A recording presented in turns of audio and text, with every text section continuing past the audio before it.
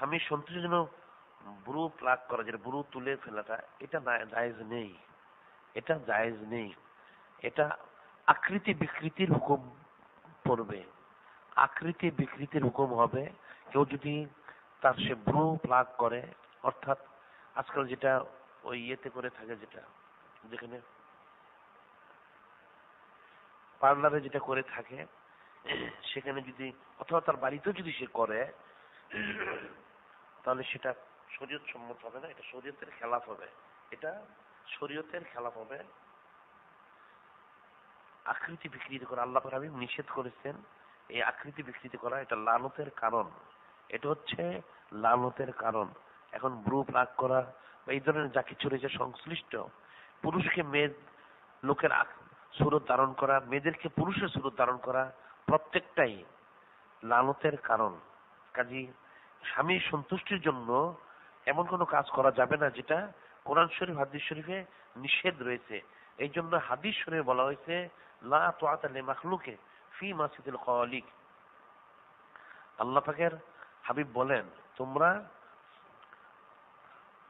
লা তাআতা লিমাখলুকে ফি মাসিদিল খালিক, অর্থাৎ আল্লাহ পাকের নাফরমানি করে, আল্লাহ পাকের হুকুমের খেলাপ করে তোমরা বান্দার আনুগত্যতা স্বীকার করো না।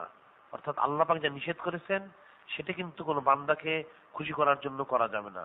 লা তাআতা লিমাখলুকে ফি মাসিদিল খালিক, অর্থাৎ কোন মখলুকাতের এতাত করা যাবে না, অনুসরণ করা যাবে না যেটাতে আল্লাহ পাক অসন্তুষ্ট হন, আল্লাহ পাক যেটা পছন্দ করেন না, আল্লাহ পাক যেটা নিষেধ করেছেন।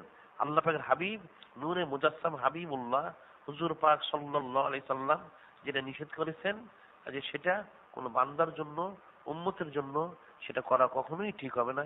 এর থেকে ইস্তেগফার তওবা করতে হবে। যেমন কোরআন শরীফে বলা হয়েছে, কোরআন শরীফ আল্লাহ পাক বলেন, এই বিষয়টা আসলে মানুষ ফিকির করে না। ওয়াইন জাহাদাকা আলা আন তুশরিকা বি মা লাইসা লাকা বিহি ইলমুন ফালা তুতি'হুমা ওয়া সাহিবহুমা ফিদ দুনিয়া মা'রুফা ওয়াত্তাবি' সাবিলা মান আনাবা ইলাইয়া। আল্লাহ পাক বলেন যে যদি কেউ তোমাদেরকে কুফরি শিরকের কথা বলে, যে বিষয়ে তার ইলম নেই, বিশেষ করে এখানে পিতামাতার কথা বলা হয়েছে, যেহেতু পিতামাতার আদেশ নির্দেশ খুব কঠিন বিষয়। হাদিস রিদার রব্বে ফি রিদাল ওয়ালিদাইন সাখাতুর ফি সাখাতিল ওয়ালিদাইন। পিতামাতার সন্তুষ্ট আল্লাহ পাকের সন্তুষ্টি, পিতামাতার অসন্তুষ্ট আল্লাহ পাকের অসন্তুষ্টি। এখন সেজন্য অনেকে বলতে পারে পিতামাতাকে সন্তুষ্ট করার জন্য সব করতে হবে, না, আল্লাহ পাক বলে সেটা করা যাবে না। যদি পিতামাতা কুফরি শিরক করতে বলে তাহলে কিন্তু সেটা অনুসরণ করা যাবে না, আল্লাহ পাক সেটাই বলেছেন। যদি পিতামাতা ইলমহীন কাউকে বলে কুফরি শিরক করতে, সেটা শোনা যাবে না। তবে তাদের সাথে সৎ ব্যবহার করতে হবে, তাদের সাথে খারাপ ব্যবহার করা যাবে না। তবে যে সমস্ত পিতামাতারা হকের উপর ইস্তেকামত রয়েছেন তাদেরকে অনুসরণ করতে হবে, এটা মনে রাখতে হবে। কোন অবস্থাতেই স্বামী হোক, পিতামাতা হোক বা যে কেউ হোক না কেন, তাকে নাহক বিষয়ে অনুসরণ করা যাবে না।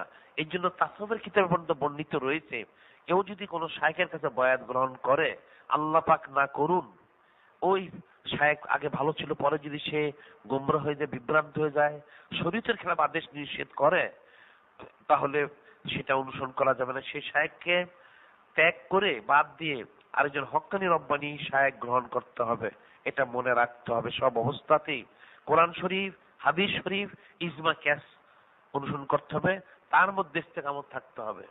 এতে কোনো প্রকার গাফলতি ত্রুটি করা যাবে না। কাজে স্বামীর সন্তুষ্টির জন্য আল্লাহ পাক এবং তার হাবিব সাল্লাল্লাহু আলাইহি সাল্লামের আদেশের খেলাফ কোনো কাজ করা যাবে না, গ্রুপ লাকি হোক অথবা অন্য কিছু হোক না কেন।